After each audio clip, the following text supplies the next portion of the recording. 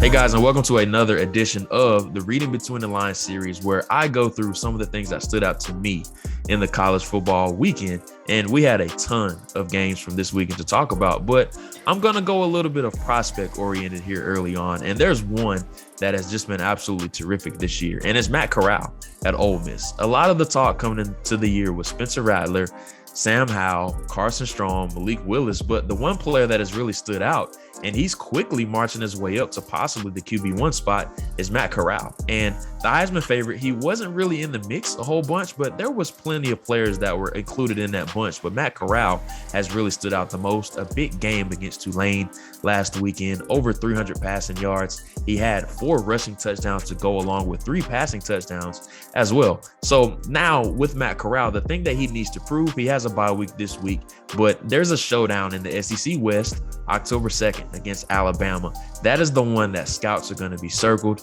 That is the big time game or leap game that everybody wants to see Matt Corral really play well in. So keep an eye on Matt Corral. He has the week off this week, but he transitions next week and he goes to Alabama. So that is the quote unquote big game that everybody wants to see from Corral to really stamp his status as far as a prospect that is ascending.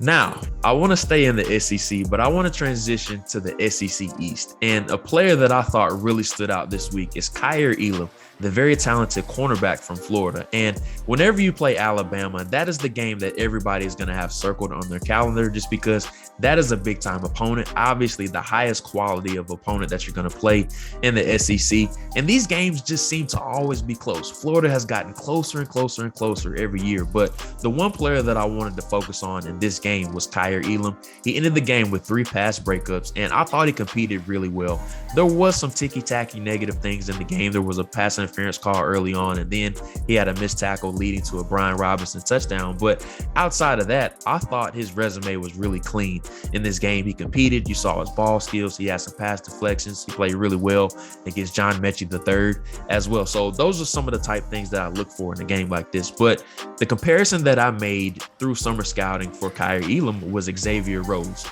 a player that did play for an in-state foe in Florida State. But as far as their size, the way that they compete, how physical and just how fast they are, I think Rhodes is a very apt comparison for him. Rhodes eventually turned into a first-round pick in 2014. Kaiir Elam seems to be trending that way as well. So Kaiir Elam is a player that really popped in this game for me. Last but not least, staying within that game between Alabama and Florida, the Crimson Tide were barely able to squeak out a victory, exiting the swamp with a 31-29 victory over the Gators.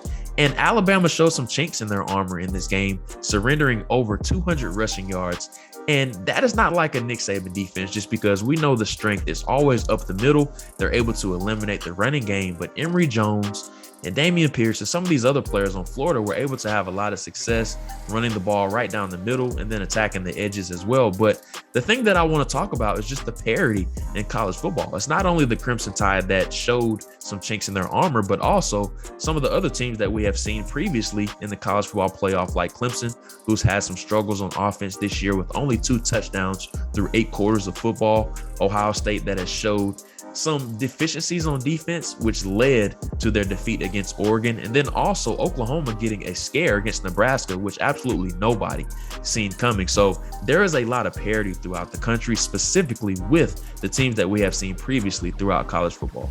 Thank you guys for tuning in to this week's edition of Reading Between the Lines. Like and subscribe to the Draft Network on YouTube, and stay tuned for more content throughout the college football season.